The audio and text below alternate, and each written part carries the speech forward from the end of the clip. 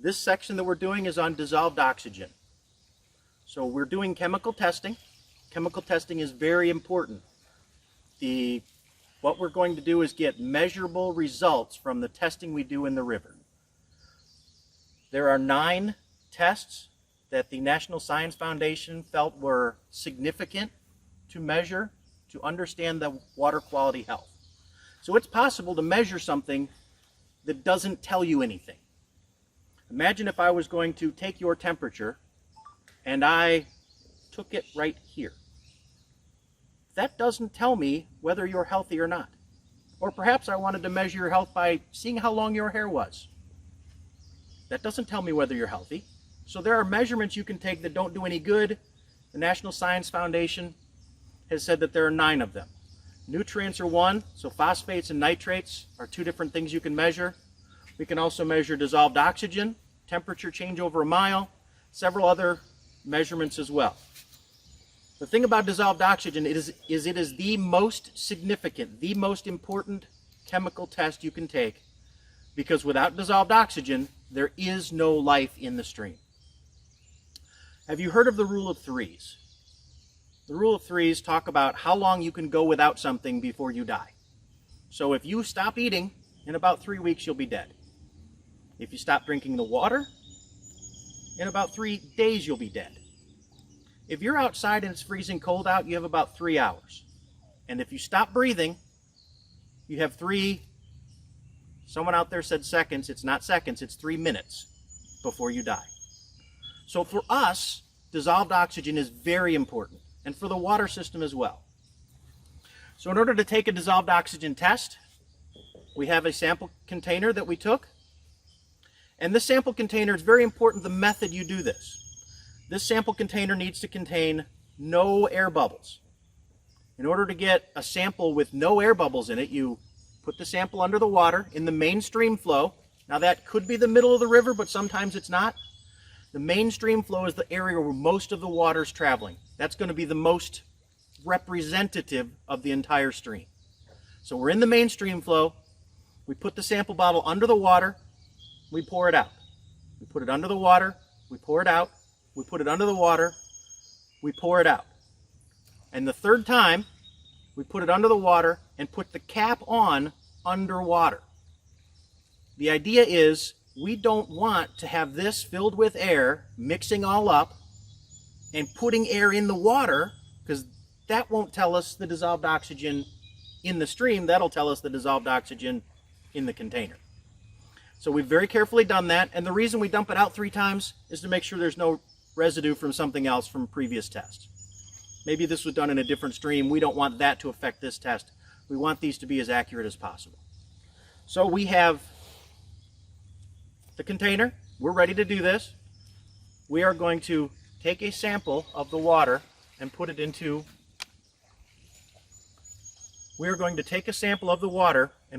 our sample container. This container is marked. We're going to put in 25 milliliters of water. Here we have 25 milliliters of sample, and we have an ampule.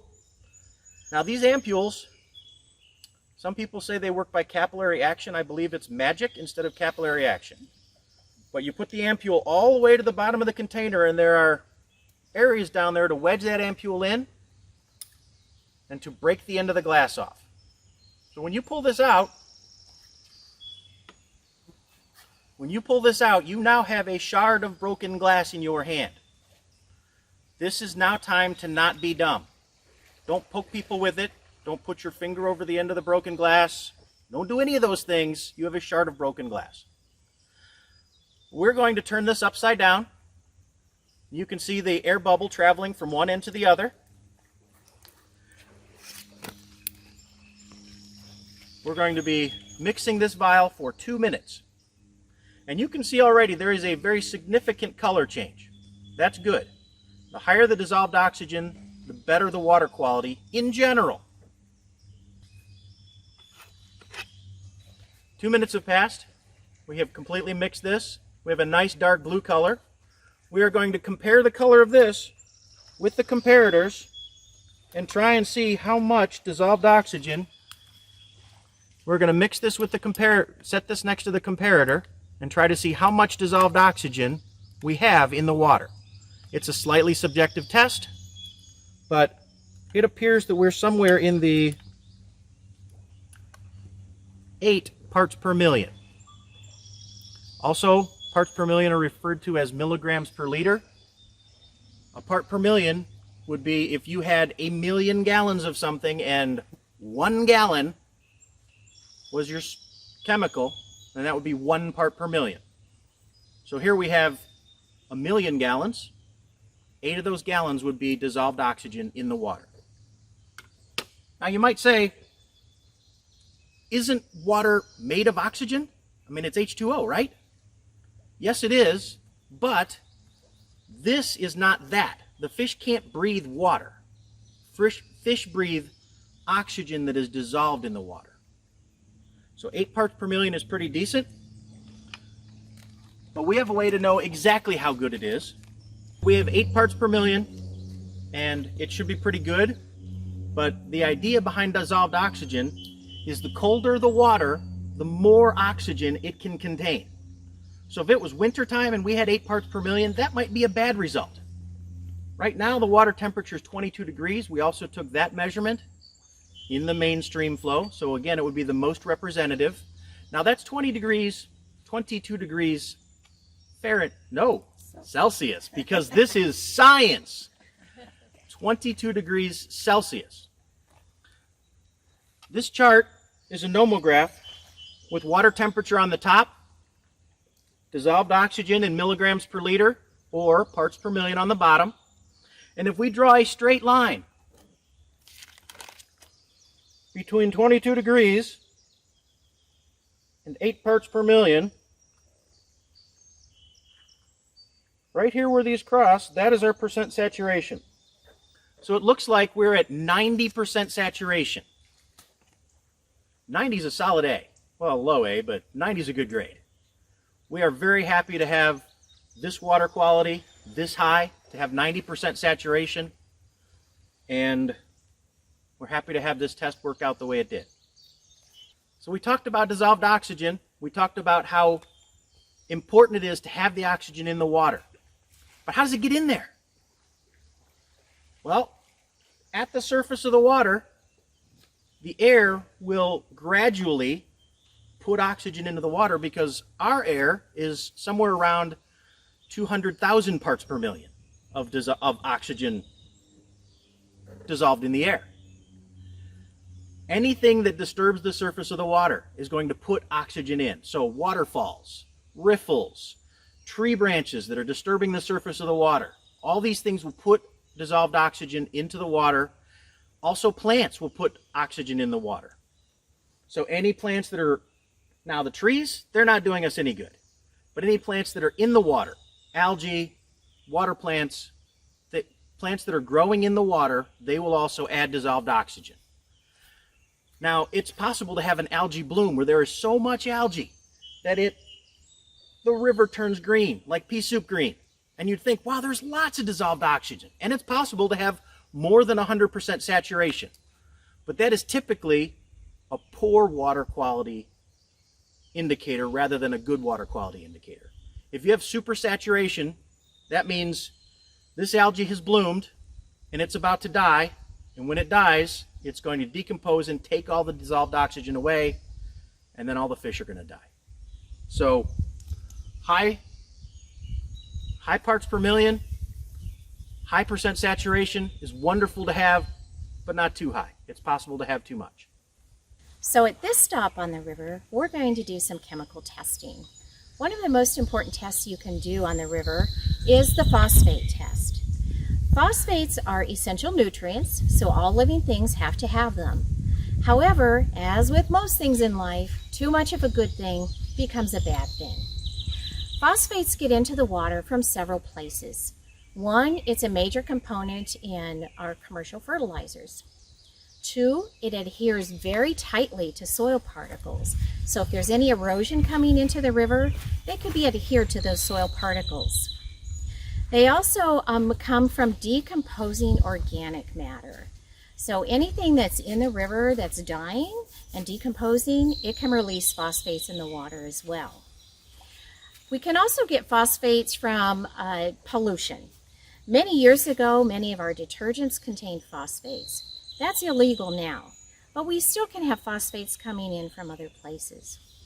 So why are we concerned about phosphates? Phosphates do some really bad things once they get in the water. The first thing they do is, because it's a component of fertilizer, it acts like a fertilizer in the river. It causes aquatic plants to grow very quickly, including algae. We get big algae blooms. And because those plants and algae grow very quickly, they also die back very quickly. The decomposition process sucks the oxygen out of the water. So often when you have high phosphates in the water, you also have low oxygen levels. So we want to keep phosphates out of the water as much as possible. Phosphates appear to be the nutrient that drives the process of eutrophication. Eutrophication is the water's response to excess nutrients. We can have several eutrophic levels in the water. We want our eutrophic levels to be low and not high. So keeping phosphates out is one of the things to help keep eutrophication in check. So let's do the test. Hopefully we took a water sample, and it always comes out of the main stream flow. That's where most of the water is in the river. So for our test today, we're going to need 25 milliliters of our sample from the river.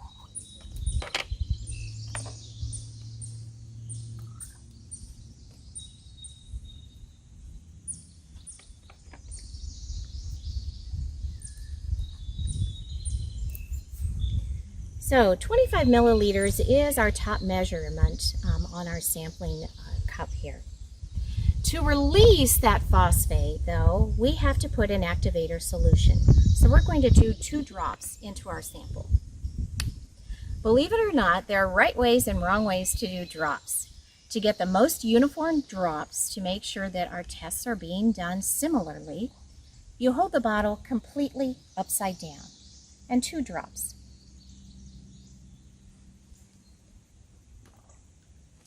We'll cap this and gently shake it to mix. This is going to release the phosphate for us to measure. Today, the test that we're using measures the orthophosphate form of phosphate. This is the phosphate form that's most readily available for plants to take up in the water. We'll be using a glass ampule. You'll put the ampule all the way to the bottom of the cup and tilt it straight with a little pressure, and you'll hear a snap. That means we've broken the tip on the ampule, and capillary action has pulled our sample water into the ampule.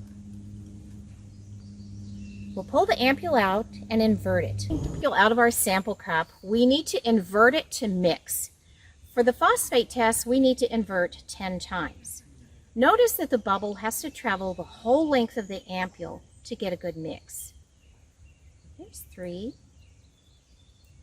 4, 5, 6, 7, 8, 9, and 10.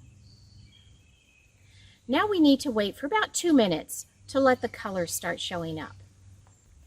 So if we look at our ampule now, we notice there's not much color to it.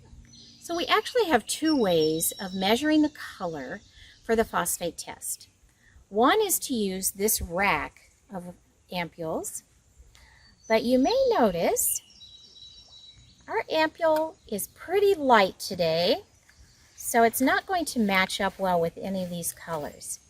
This is our high range indicator for the phosphate test, but we have a low range indicator that we're going to use today. This is the low range indicator.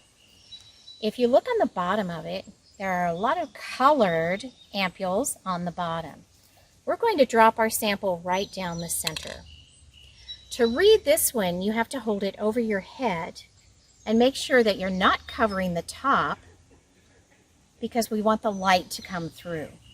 So our sample is now in the center, and the color comparator samples are all around the outside edge. So as I'm looking today, I'm not seeing a lot of color, maybe just a little bit. So the numbers are on the outside at the bottom of the cylinder. One thing with this test is you won't get an exact color match. Sometimes the ampule takes on the color of the river. So now we have to look for intensity of color, which is very subjective. But for today, we've got a little color. So I'm going to say this is 0.2 today. 0.2 is a really low reading. And so we can feel confident that our phosphate levels in the Tippecanoe River for today are very low. When we finished a chemistry test on the river, we want to make sure we dispose of our supplies in a safe way. We bring a sample bottle that's clearly marked waste. We're going to put our sample that was in the sample cup into this bottle because the sample has that glass tip in it and we don't want to put it back in the river. We can also put our ampule right in the same bottle. We'll cap it securely, and when we get back to shore, we can throw it away.